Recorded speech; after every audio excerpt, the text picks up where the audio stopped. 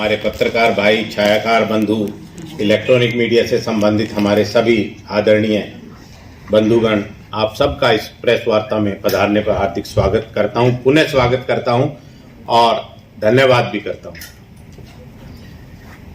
क्योंकि राष्ट्रीय जल उद्योग व्यापार संगठन की ये प्रेस कॉन्फ्रेंस है, तो इसमें मेरे वरिष्ठ और राष्ट्रीय नेतृत्व ने और आपको व्यापारिक समस्याओं से और व्यापारियों से संबंधित आगे जो हम कदम राष्ट्रीय स्तर पर व्यापारियों की समस्याओं को लेकर उसके समाधान को लेकर उठाने जा रहे हैं, उस बारे में अवगत कराया।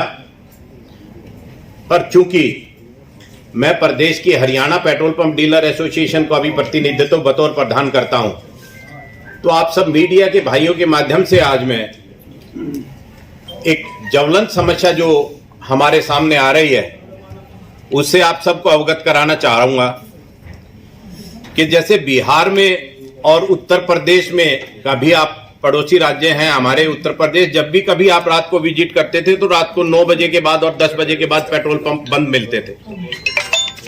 हरियाणा प्रदेश में भयमुक्त अपराधी दिन रात पेट्रोल पंपों पे लूटपाट का आतंक मचाए हुए हैं।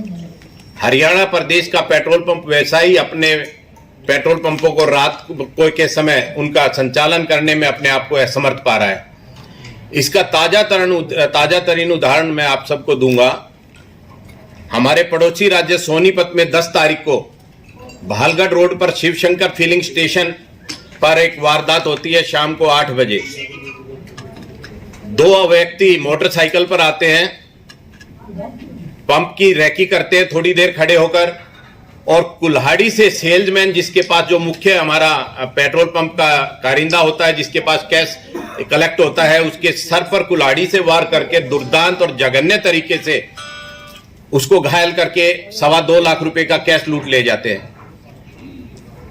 11 तारीख को हम प्रदेश के कार्यकारिणी के साथ सोनीपत के एसएसपी से मिलते हैं और इस वारदात का खुलासा करने का आग्रह करते हैं और कानून व्यवस्था की स्थिति को सुदृढ़ करने का भी आग्रह करते हैं। एसपी महोदय ने हमें आश्वासन दिया कि 1 सप्ताह के अंदर हम इन अपराधियों को पकड़ के जेल के सीखचों के पीछे डाल देंगे।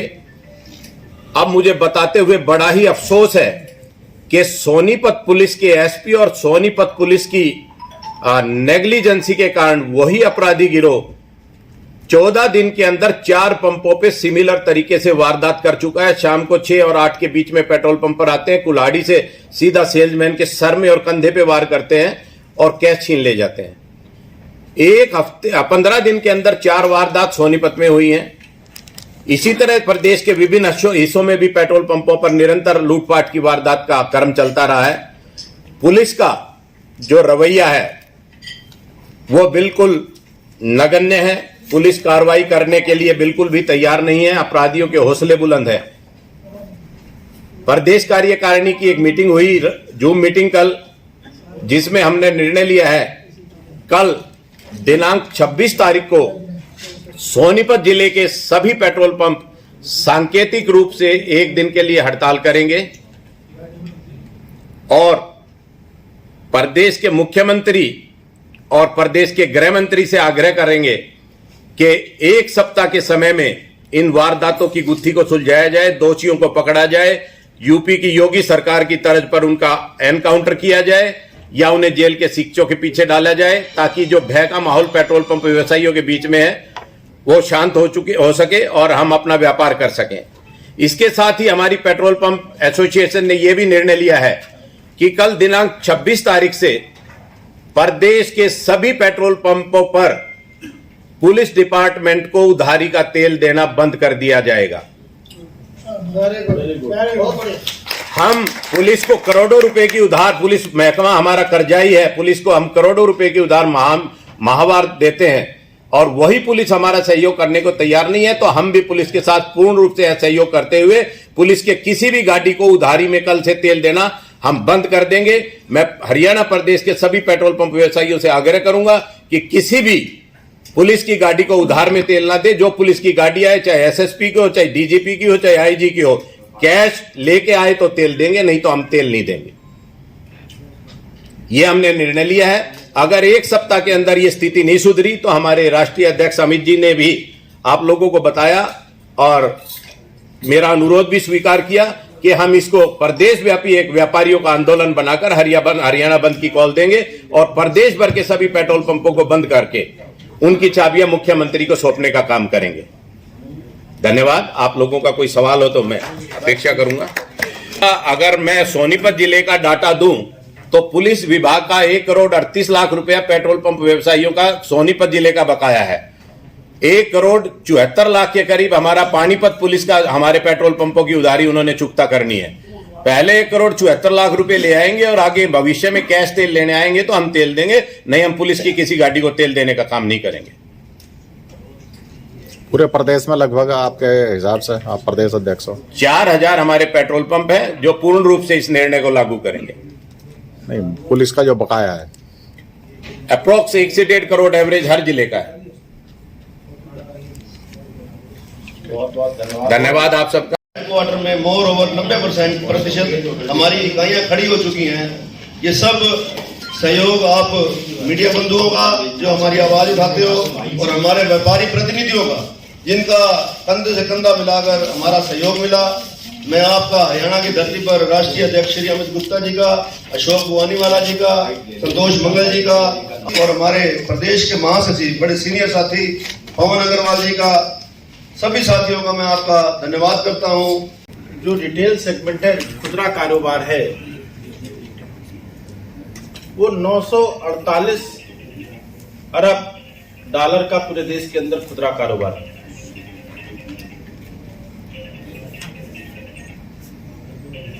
जिस तरह से आज पूरे देश के अंदर सबसे ज्यादा नुकसान अगर किसी सेक्टर में देखने को मिल रहा है तो रिटेल सेक्टर में देखने को मिल रहा है। वर्तमान में एक सर्वे है, रिपोर्ट है कि 2008 में जो विदेशी ई कॉमर्स कंपनियां हैं जिनकी शुरुआत 2008 में 200 करोड़ रुपए के टर्नओवर से हुई थी, वह आज 6,20,000 करोड़ से भी अधिक का टर्नओवर इन कंपनियों का पहुंच गया है, जिसका प्रभाव भी देखने को मिला है कि पूरे देश के अंदर से जो इलेक्ट्रॉनिक्स की दुकान करने वाले छोटे छोटे, आपने भी ध्यान दिया होगा, जो पहले मोबाइल बेचने का काम करते थे, आज वो दुकानें सिर्फ रिचार्ज के बाद वो दुकानें बंद होने की कगार में। आज एक सर्वे निकल के आया कि पूरे देश के अंदर लगभग 6.5% दुकानें इलेक्ट्रॉनिक्स, कपड़े, इस तरह की दुकानें लगभग देश में बंद। वहीं जहां उद्योग, छोटे छोटे रिटेल का व्यापार बंद हो रहा है, पहले व्यापारी आत्महत्या नहीं करता था, आज पूरे देश में 2019-20 में पर डे 21 व्यापारियों ने आत्महत्या की है और 21-22 में प्रतिदिन 40 व्यापारी आत्महत्या कर रहा है। इससे बहुत से कारण हो सकते हैं, लेकिन हमारा मानना है कि जिस तरह से बहुत बड़े बड़े उद्योगों के लिए उद्योग मंत्रालय बना है, आजादी के 70 वर्ष अमृत महोत्सव पूरा देश मना रहा है। इस अमृत महोत्सव में जो सबसे निचले पायदान का व्यक्ति है, जो असंगठित क्षेत्र है, जो देश को 43 करोड़ लोगों को जो रोजगार प्रदान करने वाला वर्ग है, उसको वो अधिकार नहीं मिल पाए हैं। उसके लिए हमने राष्ट्रीय जन उद्योग व्यापार संगठन ने मांग रखी है कि भारत सरकार देश के अंदर खुदरा व्यापार मंत्रालय का गठन करे। साथ ही पानीपत इंडस्ट्रियल हब है, कॉटन हब है, और मैं समझता हूं कॉटन के लिए जो निर्यात है ये पूरे देश के साथ साथ विश्व में करने का काम करता है। यहां पर क्योंकि यहां से रॉ मटेरियल यहां पैदा होता है, दमन जाता है, दमन से आके फिर यहां पर आता है। सरकार को चाहिए कि यहां पर एक कॉटन पार्क को ऐसा स्थापित करे कि यहीं का रॉ मटेरियल यहीं पर फिनिशिंग हो और यहीं पर उपयोग हो, ताकि जो उसकी लागत बढ़ रही है उससे भी निजात मिले। और एक यहाँ के इंडस्ट्री अगर बढ़ेगी निश्चित रूप से वो यहाँ के देश के लिए भी नहीं पूरे वर्ल्ड में एक स्थान बनाने का काम पानीपत निश्चित रूप से किया है और आगे भी करेगा। अभी कुछ विषय हमारे राष्ट्रीय कार्यकारी अध्यक्ष बुआनीवाला जी भी रखेंगे। साथियों, आपका बहुत बहुत धन्यवाद, आप पधारे। मैं हरियाणा की माइक्रो इंडस्ट्री के ऊपर आपका ध्यान आकर्षित करना चाह रहा हूँ। आज पूरी स्टेट के अंदर एमएसएमई जो सेगमेंट है उसको जो राहत मिलनी चाहिए कोविड से लेके आज तक, उसको वो राहत आज तक मिली नहीं है। आज जिस आदमी का ऑलरेडी बैंक से लोन है उसको केवल बढ़ाया जा रहा है। जिस आदमी को लोन की जरूरत है और इस कोविड काल में वो अपनी कैपिटल को भी खो चुका है, अगर उसको लोन मिलता है तो वो सरवाइव करेगा। और आज स्टेट के अंदर हालात ये हैं, बेरोजगारी का चरम सीमा पे है बेरोजगारी। सरकार नौकरियां नहीं दे सकती, लेकिन माइक्रो इंडस्ट्री बहुत नौकरियां दे सकता है। अगर सरकार चाहे तो माइक्रो इंडस्ट्री को, एमएसएमईज को सपोर्ट करे और सपोर्ट करके उनको लोन की सुविधा, उनको कम दर पर बिजली की सुविधा, उनको कम रेट पे ज़मीनों की सुविधा, बहुत सारी सुविधा दे सकती है, ताकि यहाँ की जो माइक्रो इंडस्ट्री है वो विकसित हो सके और हम बहुत सारा रोज़गार उनको दे सकते हैं, व्यापार बढ़ा सकते हैं, जीएसटी का जो रेशो है उसको बढ़ा सकते हैं।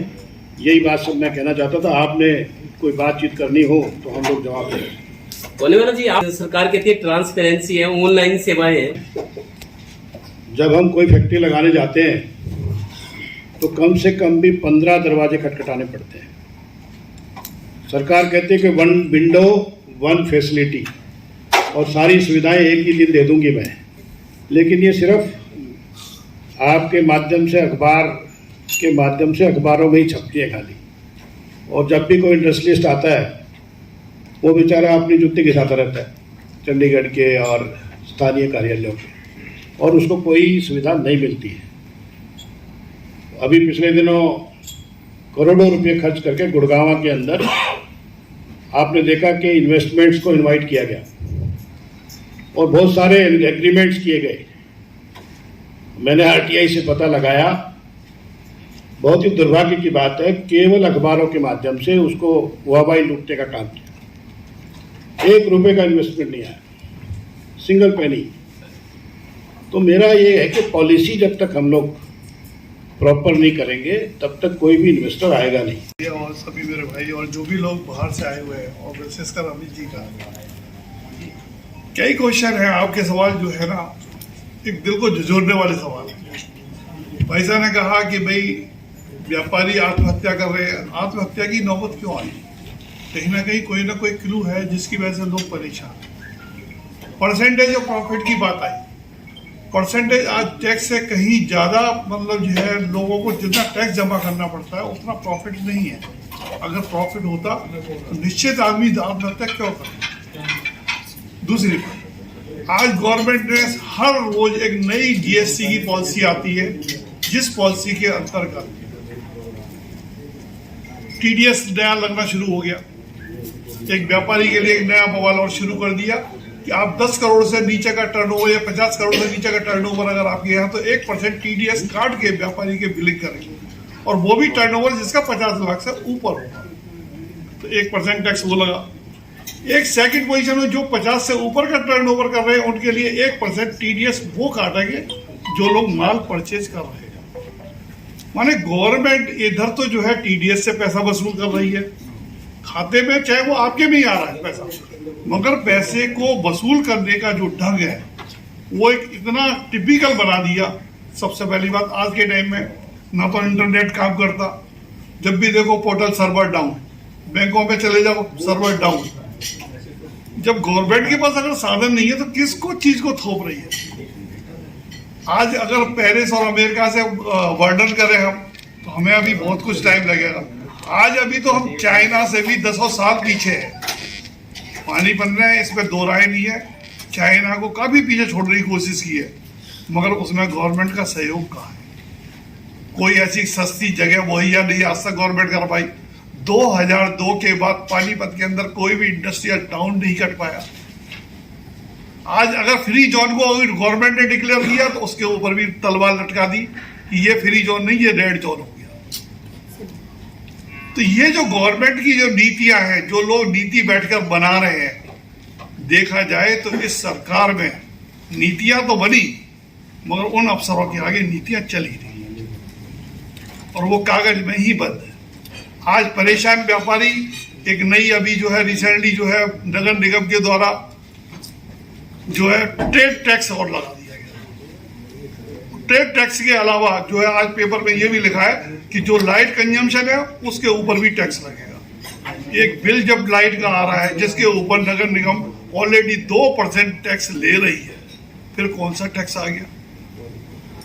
यार कोई भी ट्रेड अगर खोलने के लिए आदमी जीएसटी में जाके अपना रजिस्ट्रेशन कराता है, जब ट्रेड लाइसेंस उसने ले लिया तो कौन से लाइसेंस की जरूरत है? फायर लाइसेंस उसको चाहिए।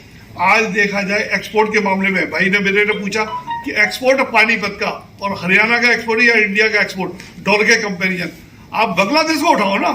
एक गरीब देश होने के बावजूद वहां की गवर्नमेंट ने 50 साल के लिए एग्जम्पशन दिया है। इंडिया में एग्जम्पशन कहाँ है?